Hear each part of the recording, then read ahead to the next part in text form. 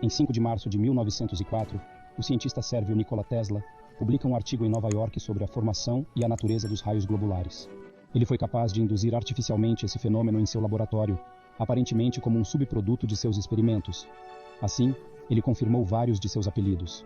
O Senhor do Relâmpago, o Mago Elétrico, aquele que inventou todo o século XX.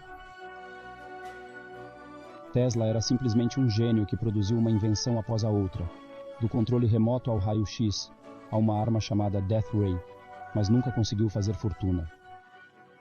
Ainda hoje, ele é um dos cientistas mais importantes e também um dos mais enigmáticos da história.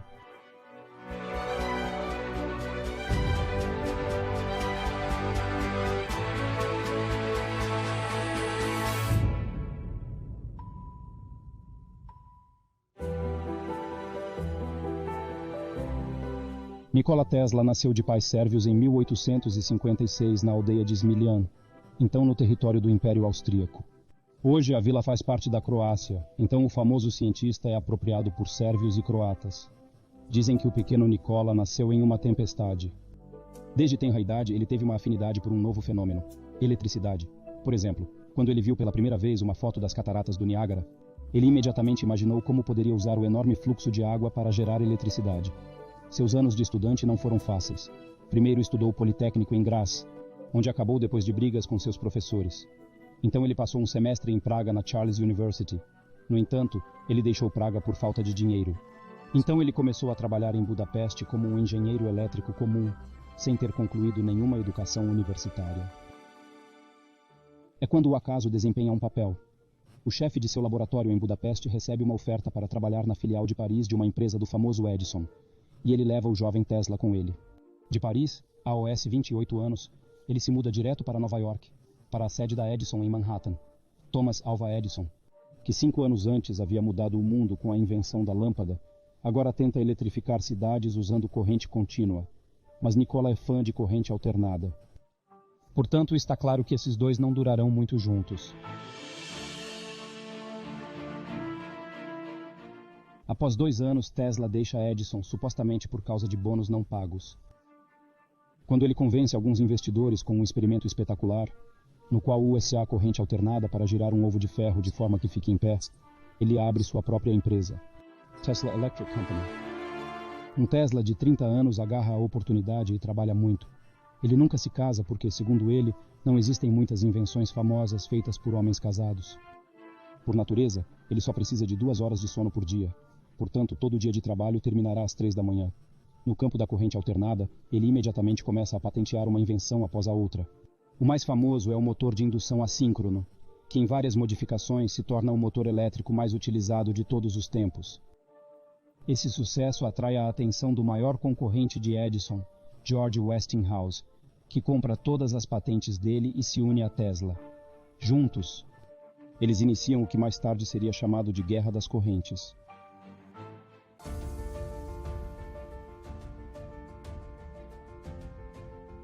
É um jogo sujo com muito dinheiro e o futuro da eletrificação em jogo.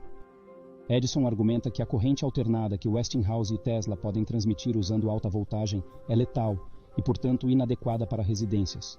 E ele prova isso à sua maneira: matar demonstrativamente cães vadios, cavalos e até um elefante. As coisas vêm à tona quando ele sugere que a corrente alternada deve substituir o laço nas execuções, que ele chama ironicamente de Westinghousing. Mas a vantagem econômica da corrente alternada, que pode ser transmitida a distâncias muito maiores por meio de alta tensão, é clara. Quando Westinghouse e Tesla iluminaram majestosamente a Feira Mundial de Chicago em 1893, e 3 anos depois venceram o concurso para projetar uma usina elétrica conectada às cataratas do Niágara, não apenas o sonho de infância de Tesla foi realizado, mas toda a guerra das correntes foi definitivamente em favor da corrente alternada.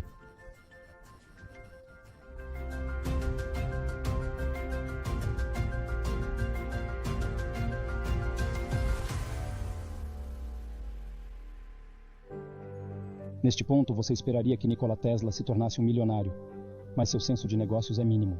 Ele simplesmente não se importa com dinheiro. Ele prefere produzir centenas de outras ideias, a maioria dos quais ele abandona, algumas das quais ele nem publica. Por exemplo, ele experimentou raios-x antes do próprio cientista alemão Röntgen.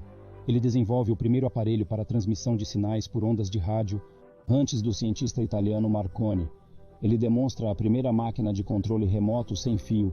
Ele lança um barco que controla com ondas elétricas. Ele não está ganhando muito com isso. O dinheiro grande vai para os outros.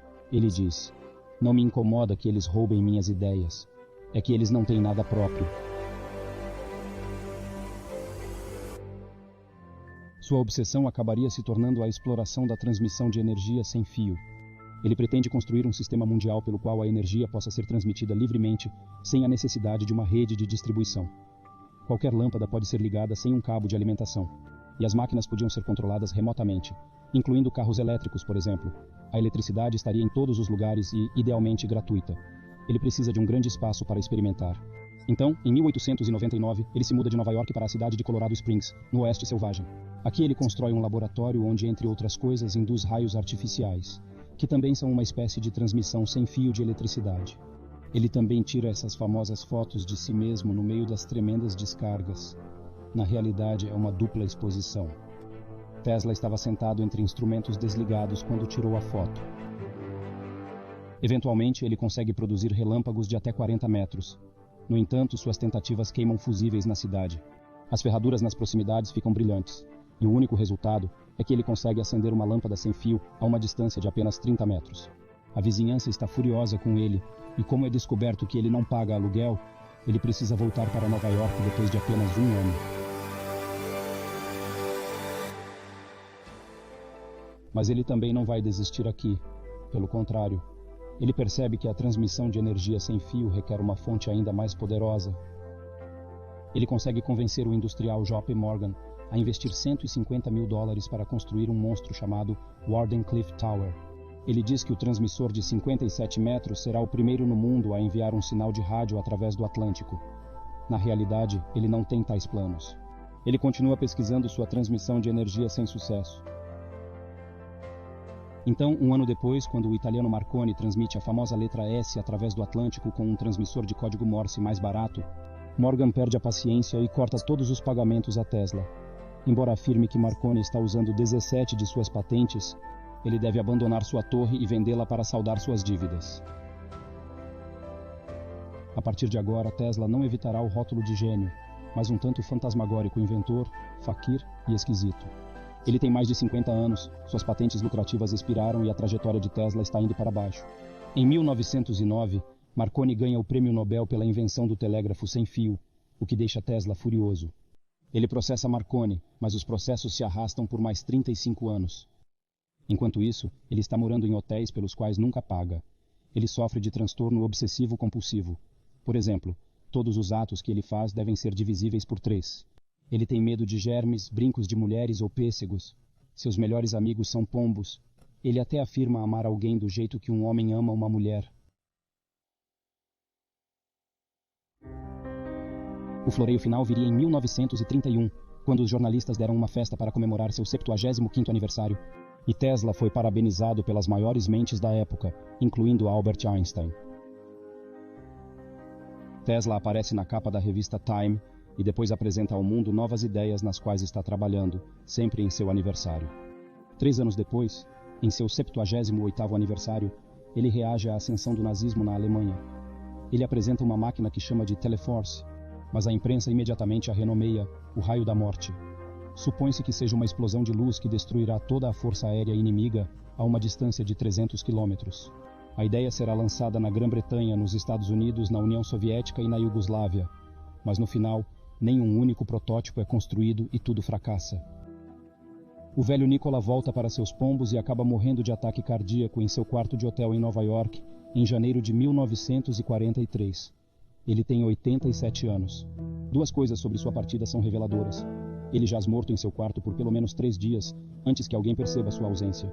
E 2, toda a sua propriedade. 80 malas de notas, esboços e patentes é apreendido e examinado pelo FBI durante anos.